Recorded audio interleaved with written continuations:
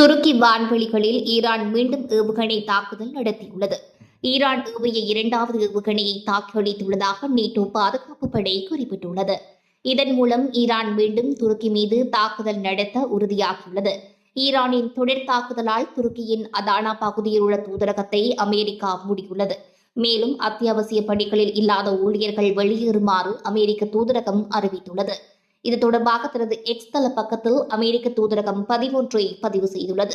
March 9, 2026 அன்று பாதுகாப்பு அபாயங்கள் காரணமாக அவசர நிலை அல்லாத அமெரிக்க அரசு ஊழியர்கள் மற்றும் அமெரிக்க அரசு ஊழியர் குடும்பத்தை சேர்ந்த உறுப்பினர்கள் அதானாவின் துணை தூதரகத்தை விட்டு வெளியேறுமாறு அறிவுறுத்தப்படுகின்றனர்.